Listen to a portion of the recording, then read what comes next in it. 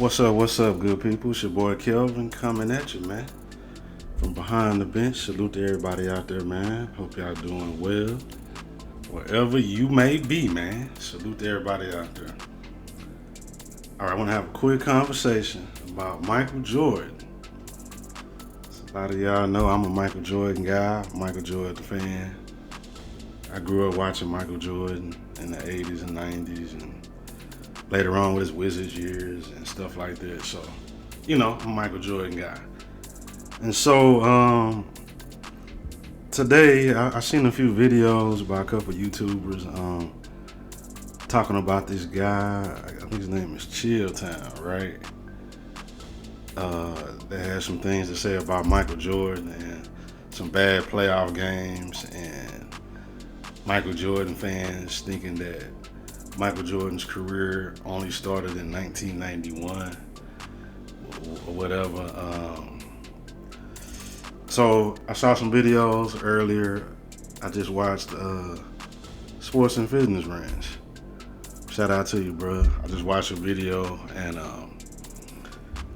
he was going through what this guy Chilltown said about Michael Jordan in 1989 and 1993. Some bad playoff games or whatever. So I just want to give my 2 cents on it. First off, no true Michael Jordan fan ever says, "Oh man, his career started in the playoffs in 1991." No Michael Jordan fan ever says that. I've spoken fairly often about Michael Jordan in the 80s. Michael Jordan in the 80s was my favorite version of Michael Jordan. From 1987 to 1990. I've said it on previous videos. I called Michael Jordan the alien during that time period. For like those 3 or 4 years when he first came in the league, before he started winning championships, he was like an alien. When you watch him play in the 80s, the athleticism and all the crazy stuff he was doing in his youth, it's just something like some stuff you ain't never seen. And I have not seen since out of any basketball player. Michael Jordan in the 80s was amazing.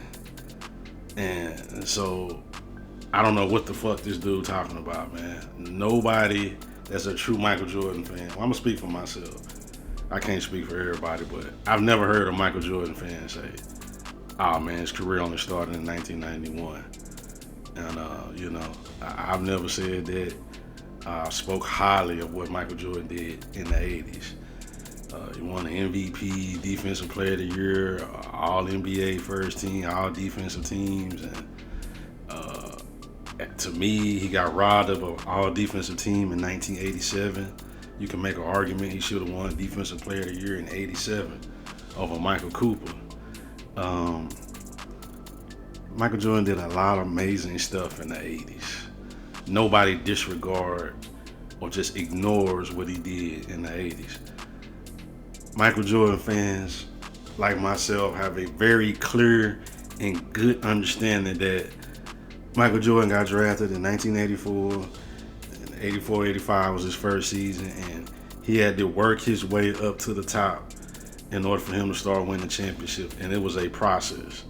And so you had already established teams and established dynasties that were already in the league, the Lakers, the Celtics. You had other really good teams during that time, like the Milwaukee Bucks, and then later on the Detroit Pistons. All these teams were established, and the Detroit Pistons were a few years ahead of the Chicago Bulls. Hence, Isaiah Thomas got drafted in 1981, and Michael Jordan was drafted in 1984. So his building process was a few years ahead of Michael Jordan. So all these teams were ahead of the Bulls and stuff like that. So he was not supposed to win in the 80s. He did not have the supporting cast. He did not have the team in the 80s. So we have a very clear understanding. No one ignores that. Everyone knows that he did not win in the 80s. He did not have a supporting cast. Now, I have said this, and I will stand on this. In 1989, Michael Jordan was ready to win at that point. In 1989, when that playoffs hit, Michael Jordan went on a tear. And if he had any kind of help in 1989, against the Pistons, he would have beat him. He damn near beat him by himself in 1989. That 6-game series.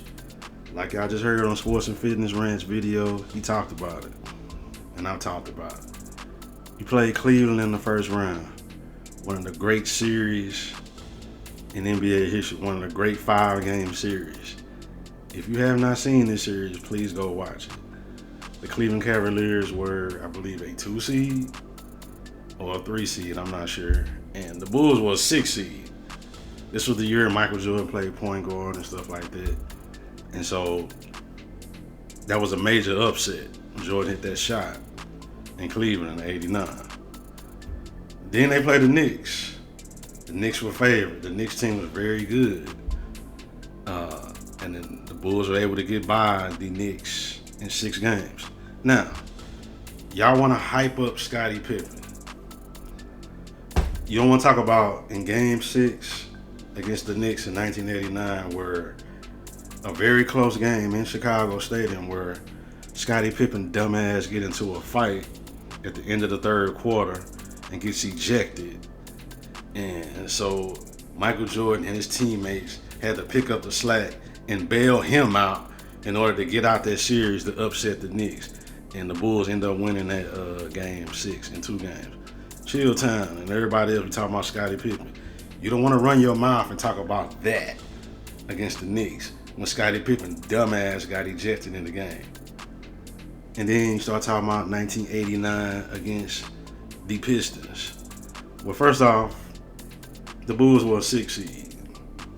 They were not supposed to beat the Pistons. They were not supposed to be there. They were supposed to lose. And for them to even win 2 games was a miracle. The Detroit Pistons in 1989 only lost 2 games. And that was to Michael Jordan and the Bulls. And Michael Jordan had the Detroit Pistons after Game 3.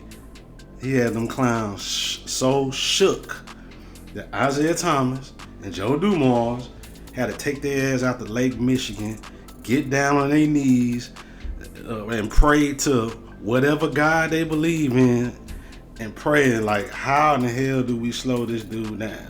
How do we stop this game? You see, 1989, let's go to that series real quick. 1989 against the Pistons. First off, Game 3 is one of the great playoff games that Michael Jordan ever played. Ever. Let's go to the numbers of that game. 1989, Game 3 against the Pistons. This is with Rodman, Dumars, and Mark Aguirre, Isaiah Thomas, and John Sally, and Rick Mahorn. It's one of the great defense of all time. Michael Jordan hit 46 points, 5 steals, 5 assists, 7 boards, 14 for 15 from the line, and they was down most of this game, double digits. And in the fourth quarter, Michael Jordan started hitting some of the most ridiculous, tough shots to bring the Bulls back that I ever seen. Strength. Jordan moving around Edwards. Basket counts and a foul. Maybe that's a sign of what the Bulls may have in mind. Minutes remaining. Jordan. What a great shot high off the glass. Here you have Michael Jordan coming up. Now just watch how hard he works to get open. Now here comes the double, triple team, and there is that. Pistons led by as many as 14. Bulls cut it to 4. Jordan comes in, and it's a 4-point game again.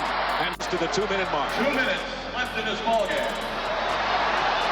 9 on the clock. Jordan again. Under a minute now, and 9 on the shot clock. Jordan pumps and scores. How did he do that? Watch this as Jordan comes off here now. You'll see he comes around Cartwright, gets the shot. Now here he is. Now watch, 2 players up on him, and here comes the third. It's like the Cleveland basket when he won the series. Milk it down and let Isaiah go one-on-one. And the differential is more towards 3 seconds than 4. Isaiah and Jordan. Who else should be in the middle of the center stage here? Watch the high pick and roll.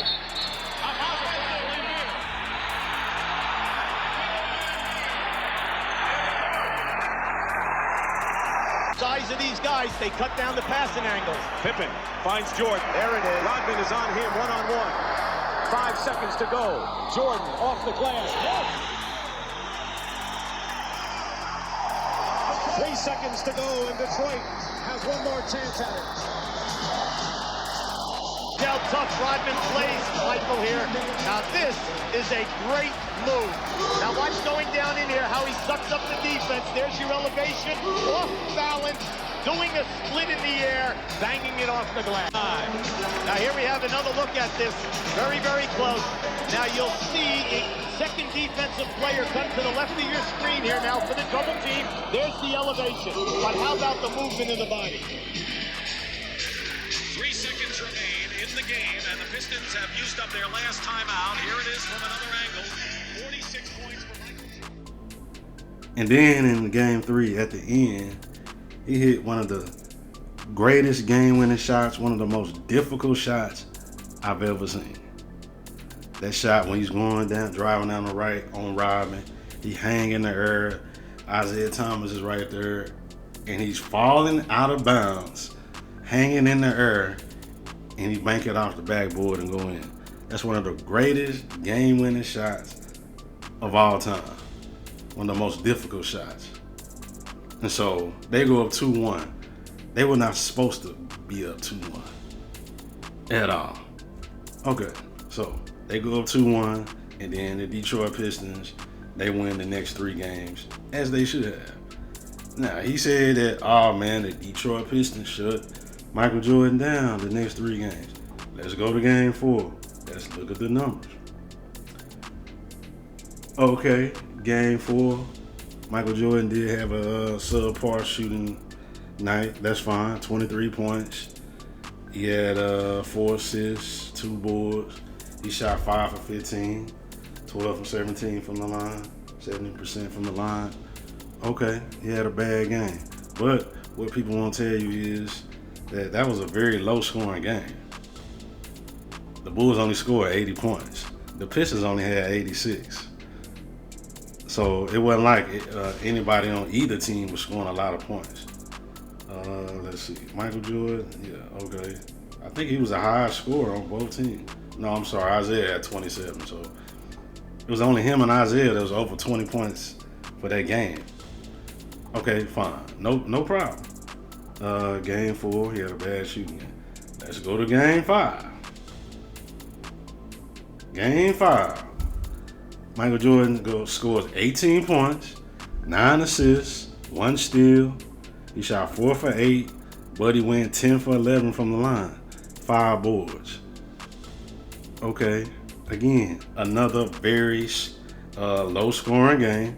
The Bulls only scored 85 points. The Pistons only had 94. Okay, if you want to say that's a bad game, you usually get 30. Okay, all right, no problem. But then game 6, in this game, the Bulls lose. They score 94 points. They lose 103-94.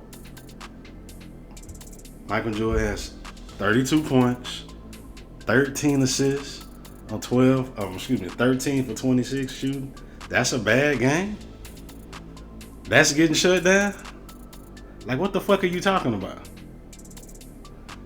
That ain't no bad game. If you want to say, really the only really bad game he had was game 4. Game 5, okay, he didn't shoot a lot of points. He didn't score a lot of points, but, you know, if he went to the free throw line or whatever, okay. And if you want to say, okay, those 2 games were bad, game 6 is not a bad game. But what you won't talk about is, since y'all love Scottie Pippen so much, is that Scottie Pippen only played 1 minute. His punk ass got hit in the head by Bill Laimbeer, and he fell to the floor, and he never brought his punk ass back out. Talking about he had a headache, concussion, or whatever the hell was wrong with him. He never came back out. The great Scottie Pippen. And they lost. Old dependable Scottie Pippen. Okay, so the Bulls were a 6 seed. They were supposed to lose. Oh, Michael Jordan got shut down because he had 1 bad shooting game, which was game 4 when he shot 5 for 15. Really? Man, get the fuck out of here, man. The Pistons were supposed to win. Period. They won the best teams ever. They were the 1 seed. They had 63 wins. The Bulls were a 6 seed. They shouldn't have won a game. They should have got swept. They came off 2 massive upsets over the Cavs and the Knicks. And you're going to knock Michael Jordan for winning 2 games against the eventual champions who nobody beat? And Michael Jordan by himself damn near beat the Detroit Pistons in 1989? He got 2 wins? You trying to blame what 1 bad game? And he heavy underdogs against the Detroit Pistons? And you going to put that on Michael Jordan? You a stupid motherfucker. Stupid. Anyway, let's go to 1993. This series here they love to talk about. All right, here we go. 1993, Game 3. I heard Nick Wright and whoever this dude, Chilltown dude is, and some other people. Oh man, you know, Michael Jordan, Game 3, man, he shot 3 for 18 and whatever and all that type stuff. But man, everybody went over this game a million times. First off, this game was not close. It was a blowout. And what this game showed is Michael Jordan's versatility. He was able to affect the game and be, still be dominant somewhat, even with a poor shooting night. He had 11 assists, 8 boards. He had the most rebounds on the team that game. 8. The most assists. He had 2 steals, 2 blocks. Still had 22 points and 16 for 17 from the line. And it's a blowout, but Scottie Pippen saved in 1 game. All right, whatever, man. So let's go to Game 4. We already know what that game is about. That's the legendary game. Michael Jordan scored 54 points. Now, let's go to Game 5. I want to talk about Game 5 because, in my opinion, Game 5 is the most important game of the series. The series is now 2-2. It's back in New York. And the Knicks have won however many games they won in a row. 27, 28, 29, or whatever. Nobody could beat them. Now, this Game 5, I did a video about this particular game and the specific details of the game and why it's so important. I did a video about a year and a half ago. I'm going to post a thumbnail, screenshot of the thumbnail. I'm trying to post a link here up here where the thumbnail is. If not, the link to the video will be in the description. You can go back and watch. It's an old video I did about a year and a half or so ago. And I broke this game down to a T. 1993, Game 5. The most important game of the series. Ladies and gentlemen, this is one of Michael Jordan's greatest games. In this game, he started out shooting poorly. But what he did was he started facilitating. He was getting his other players involved. Now, this is the key part of this game. If you look here on the screen at the box score, you'll see Scottie Pippen right here. Oh man, Scottie Pippen balled out, man. He had 28 points, 11 rebounds, 2 steals, 12 for 23. He was balling. Really.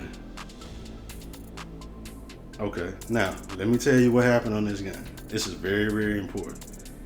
And I broke this down on a video I did. Scottie Pippen, on the surface, the numbers look good, just reading the box score. And this is what happens with Scottie Pippen a lot. As I've gone back and rewatched a lot of games and done proper research. In this game, Scottie Pippen, when the game was kind of back and forth and whatever, Scottie Pippen was scoring all these points in the first quarter, second quarter, in the first half of the third quarter. Well, this is the most important part, and this is what people miss. And in Sports and Fitness Rants, if y'all know him, send him this part of the video so he can hear it and understand it. That way, when he have debates and he talk about this game, he can go back and watch it himself. And I'm encouraging you guys, whoever heard this video, I believe Game 5 is on YouTube. Go back and watch the 1993 Eastern Conference Finals Game 5. This is the key point about this game that people miss. Scottie Pippen scored 28 points total in the game. He scored 27 points in the first 2.5 quarters. When the game got tight in the middle of the third quarter, Scottie Pippen didn't score no more the rest of the game. He only hit one free throw. One.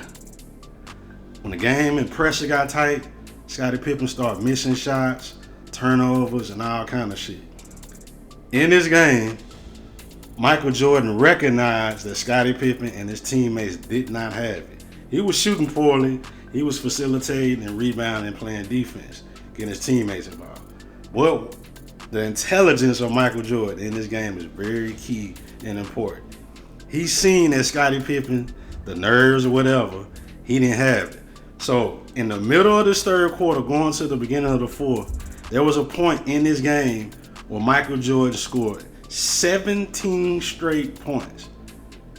Nobody else on the Bulls scored. 17 straight. Michael Jordan has been the story once again. We've gone 10 minutes and 51 seconds since someone other than Jordan scored for the Bulls. Works off the pick. There's Pippen. Michael Jordan able to convert on the putback to give Chicago a 2-point lead. It's not the shot we want. Missed shot by Chicago, but Jordan sneaks in underneath, puts it back up and in to give Chicago the 2-point lead. Michael Jordan called for the foul, the second putting Kyle Smith at the line. Smith is a 78% free throw shooter. Michael Jordan has scored 17 points for the Bulls. And that's key because it kept them in the game. I think they was kind of ahead by a point or two or whatever, but this is a very close game. He scored 17 straight. And from this midpoint of the third quarter all the way to the end of the fourth quarter of the game, nobody scored a point except Michael Jordan scored all the points except Scottie Pippen hit one free throw. He made 1 out of 2 free throws in the fourth quarter. And Horace Grant made 1 out of 2 free throws. Nobody else scored a point until the very end of the game when y'all see the video that everybody's seen 1,000 times where Michael Jordan got the ball, he's about to drive, he gets double teamed, and he kicks it out to BJ in the corner, and BJ hit the 3, and he put the Bulls up by, I believe, 1 point. But from that middle of that third quarter all the way to the end of the fourth quarter, Michael Jordan scored every goddamn point except 2 free throws. One by Scottie Pippen and one by Horace Grant. Y'all motherfuckers want to talk about Scottie Pippen. Scottie Pippen did this shit all the goddamn time. He put up a lot of front-running numbers where the numbers look good on the stat sheet. If you just click on this game and look at it, you see, oh man, Scottie Pippen had 28 points, 11 rebounds. He did his thing. But he always did that. He would front run at the beginning of the game and stuff like that. But when the pressure came and the pressure got tight, late in these third quarters, in the fourth quarter, Scottie Pippen would disappear. He would turn into Casper the Friendly Ghost. So in the middle of that third quarter, all the way to the end of the game, Scottie Pippen missed every goddamn shot. He didn't do nothing. He made 1 free throw. And none of the Bulls scored either except Horace Grant hit 1 free throw. 1. Go back and watch the video I did, and you'll see what I'm talking about. And if you have some free time, go back and watch this game. This is the single most important 12 to 15 minutes in their season. Because if Michael Jordan does not score those 17 points and score all those points from the middle of the third until the end of the fourth when BJ hit that 3, except for those 2 free throws, the Bulls lose. They go back home down 2-3. Okay, they win. Let's say they win game 6, and they got to come back to New York for a game 7, and they probably lose the series. But see, nobody talks about that. This is the most important part, the most important sequence of the series, and probably the most important sequence of their three-peat, except for the 93 Finals game 6, when Jordan scored 9 points. Go back and watch this game, If you don't have time, go back and watch my video when I broke Game 5 down. Nobody talks about that. Scottie Pippen, as I've studied him, and I've gone back and watched a lot of old games, Scottie Pippen did this shit all the time. Scottie Pippen is one of the biggest front runners in NBA history. In NBA history. He did this garbage all the time. Hey, the Bulls couldn't win without him. I'm not trying to diminish his contribution. But when the game got tight in these late third quarters, fourth quarter, Scottie Pippen would disappear and would score no points. He wouldn't play no defense or nothing. I'm not saying ever, but in some very important playoff games, Scottie Pippen always did that. And this is what he did in his 1993 Eastern Conference Final Game 5. If Michael Jordan don't do what he do in the middle of that third quarter all the way to the fourth to save them, to keep them in the game, that way they even have a chance for the Charles Smith play. Y'all know it's the infamous Charles Smith game. Pippen, Jordan slapped the ball, Pippen, Horace Grant, they throw it out and BJ hit the layup at the buzzer and the Bulls win. But if Michael Jordan don't do what he did in the middle of that third quarter, all the way to the end of the fourth, when all his teammates, Scottie Pippen included, the great Scottie Pippen, his ass cheeks got tight and he couldn't make a shot, he couldn't do shit. If Michael Jordan does not step up and do what he do, the Bulls lose this game and most likely lose this series. Period. Go back and watch the 1993 Eastern Conference Finals Game 5, people. Now, just to close it out, let's look at the final stats, the overall stats, the 1993 Eastern Conference Finals. I've talked to many people about this series, and people who talk about it don't know what the fuck they talking about. Let's go to the final stats. All right, here we go. This is the overall final stats for this series. People want to talk about, oh man, Scottie Pippen this, Scottie Pippen that. Michael Jordan didn't do this or whatever, whatever, man. Okay. Michael Jordan in this series, he still scored 32 points a game, 6 rebounds, 7 assists, 2.5 steals, 1 block. The only thing that Michael Jordan did not do well in this series, he didn't shoot well. His field goal percentage was low because he was going against one of the greatest defenses ever, the New York Knicks. So he shot 40%. But this is also a great series for Michael Jordan because what it showed is, it showed his versatility. It showed how he can affect the game in other ways when his shot is not falling. Ladies and gentlemen, in this series, Michael Jordan led the team in assists, total assists. He had 42 assists. He led the team in steals. He had the most steals. He led the team in blocks. He had 6 blocks. He averaged the same amount of rebounds as Scottie Pippen and Horace Grant. Scottie Pippen, he averaged 6.7. Horace Grant averaged 6.5. Michael Jordan averaged 6.2 rebounds. And total rebounds for the series, Scottie Pippen had 3 more than Michael Jordan. He had 40 total rebounds, Scottie Pippen. Michael Jordan had 37, and Horace Grant had 39. So, led the league in steal points, basically tied in rebounds, led in assists, steals, blocks. He led in free throw attempts and made. He led in 3-point percentage. He shot 40% from 3 for that series. Now, he only shot 25, but still, they didn't shoot a high volume of 3-point shots. He led the team in 3-point percentage. He led the team in free throw percentage. Well, except B.J. Armstrong, but B.J. Armstrong didn't shoot that many free throws that series. So, Michael Jordan shot basically 87% from the free throw line. Like, what are we talking about, people? This is one of Michael Jordan's greatest achievements, this 1993 series against the Knicks. It showed his overall game.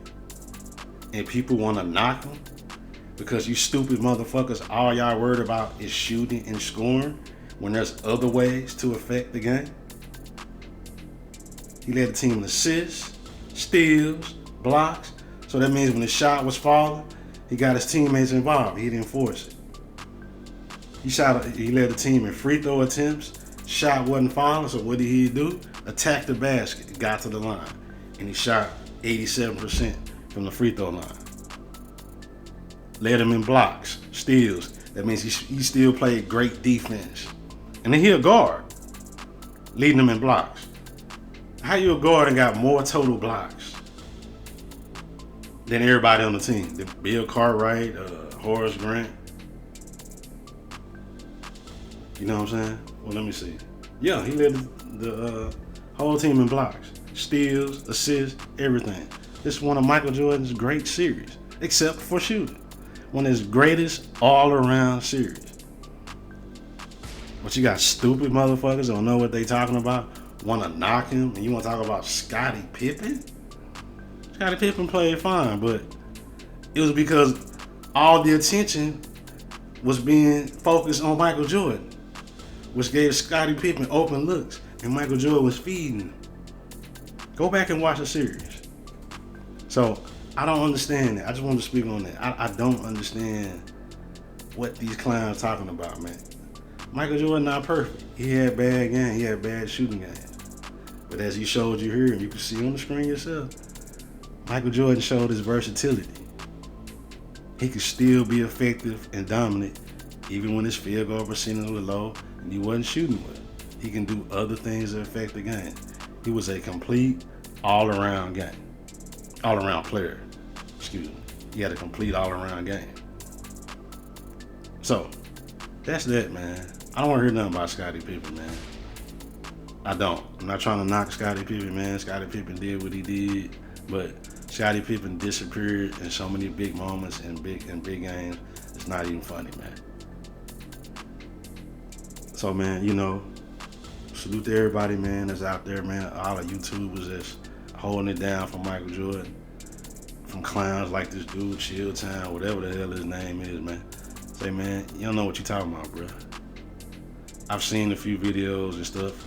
You sound crazy and emotional at times, bro. But shout out to Sports and Fitness Rants.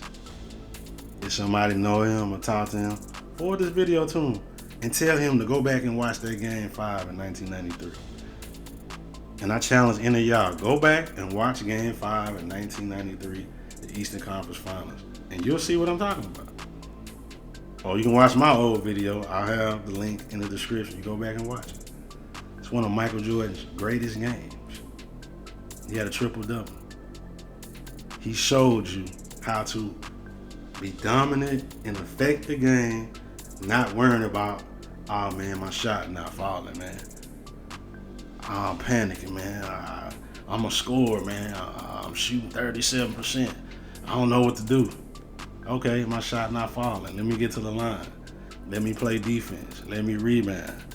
Let me facilitate and let my teammates take some of the offensive scoring burden off of me. And then when I need to step up like I did in Game 5 and Game 4, I can do that. That's why Michael Jordan, to me, is the greatest player ever, and it's not even close. Not even close. But that's that. I'm up out of here, man.